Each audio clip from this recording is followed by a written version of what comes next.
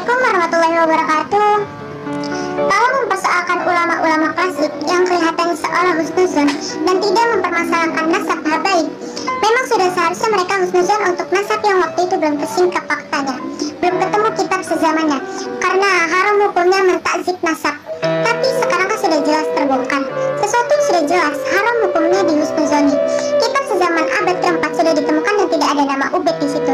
Jadi 14 nama fiktif yang dibikin Ali bin Abu Bakar Asyakron di abad 9 itu tidak terverifikasi dan terkonfirmasi di kitab-kitab di setiap abad dari mulai abad 3 sampai 8. Jadi kitab yang ada di setiap zaman menulis nama-nama zuriat Rasulullah SAW dan ulama-ulama besar, tapi dalam rentang 550 tahun tersebut tidak pernah muncul 14 nama yang digambar-gamburkan Bani Ali sebagai leluhur mereka tersebut dalam kitab Furqannya Ali Syakron. Tidak ada Fakih Muqaddam, Sahih Mirbat, Amul Fakih, Ali Qali Qasam, dan seterusnya yang mereka klaim sebagai mujtahid mutlak dan terkenal sedunia. Dalam kitab-kitab klasik manapun, baik internal, kepada Ali maupun eksternal. Artinya, pengakuan dari di atas bundar kitab Burqah abad 9 tersebut zong, mardud, maudu karena kontradiksi dengan data primer kitab-kitab klasik dari abad 3 sampai 8. Fahimtum? Imam Qurtubi tidak musnah kefiqahannya lantaran berpendapat bumi itu datar, padahal setelah astronot Emirates, Malaysia, Dubai, Pakistan, dan seterusnya, keluar bumi dan melihat bumi dari luar ternyata memang bulat, tidak datar. Karena Imam Qurtubi bukan ahli astronomi dan biologi, ulama boleh salah tapi haram untuk berbohong.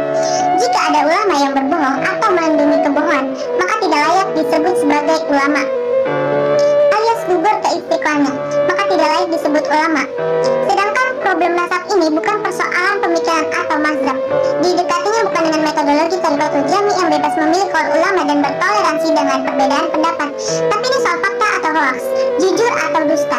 Sehingga dipakai sistem Thariqah Tarij yang mencari yang rozih, harus ketat memfilter dan menyaring data sampai ketemu kebenaran absolut yang tunggal dengan cara tariki, bukan dengan cara fikih.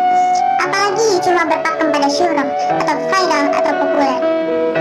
Kalau legalitas keabsahan nasab Bani Alwi ini cuma berpatokan dengan surah atau kemasyuran, berarti akan digugurkan dengan muncul versi sebaliknya yang lebih masyhur, yaitu terputus dan tertolaknya nasab mereka. Jadi yang dimaksud Aswadul Azam atau syuhrah wa istiqfadu itu bukan kemasyuran di era sekarang doang, tapi kemutawatiran dari zaman ke zaman.